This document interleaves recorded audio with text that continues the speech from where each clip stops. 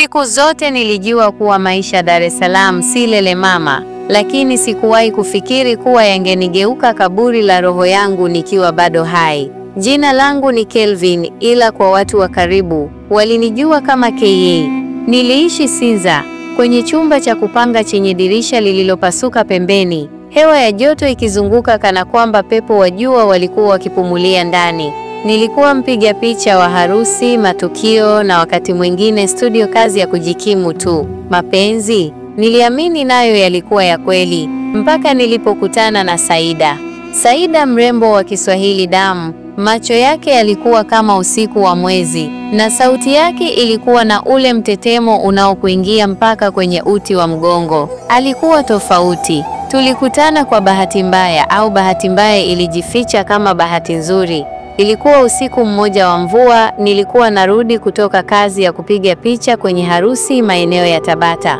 Gari la mwendokasi lilikuwa limejaa kupita maelezo, hivyo niliamua kutembea kidogo hadi pale ningeweza kupata bajaji au daladala lenye nafasi. Nilipokuwa napita karibu na daraja la Jangwani, nilimsikia akilia. Sauti ya kilio kilichokuwa hakina sauti. Kilio cha mtu aliyechoka, aliyekata tamaa.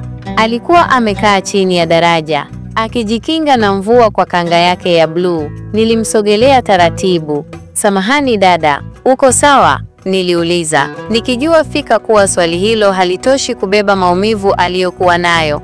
Alinitazama muda kidogo, macho yake yalikuwa mekundu, lakini haikuwa tu kwa kilio. Kulikuwa na kitu kingine, kitu kisichoelezeka. Kama alikuwa mtu wa kawaida, basi alikuwa amebeba historia isiyo ya kawaida. "Nisaidie tafadhali," aliniambia. "Saida." Niliamua kumpeleka nyumbani. Niliishi peke yangu na sikujua kama nilikuwa nafanya jambo sahihi, lakini moyo wangu ulisema ni sawa. Tulifika nyumbani saa 5 usiku. Nikampatia nguo zangu za kuvaa, sabuni na mablanketi yangu mawili niliyokuwa nayo. Alinyamaza siku nzima ya pili.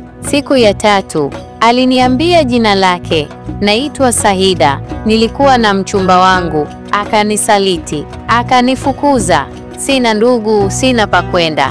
Sikujua kwa nini, lakini nilimwamini. Tulianza maisha pamoja. Taratibu akawa sehemu ya kila kitu changu. Alikuwa mpole, mnyenyekevu na mwenye upendo, angalau hivyo nilidhani. Lakini kuna usiku mmoja, usiku ambao sasa siwezi kuusahau hata nifunge macho mara milioni moja. Nilikuwa nimelala, nikasikia sauti ya mlango ukifunguliwa taratibu. Niliinuka, nikafikiri ni Saida, lakini sikumwona. Chumba kilikuwa kimya. Nilipotoka nje, nikamwona Saida akizungumza na mtu, lakini hakuwa mtu wa kawaida. Alikuwa amevaa koti la ngozi jeusi na macho yake yalikuwa meupe yote, bila mboni. "Nimekuambia bado," Saida alisema kwa sauti ndogo yenye woga. Mtu huyo aligeuka kunitazama. Nilihisi baridi kali ya ghafla ikapita mwilini mwangu, kisha ghafla wakaishiwa kama moshi. Nilipomhoji Saida asubuhi, aliniambia nilikuwa naota, lakini nilikumbuka harufu ya mkaa iliyobaki mlangoni, harufu ambayo haikuwa ya kawaida.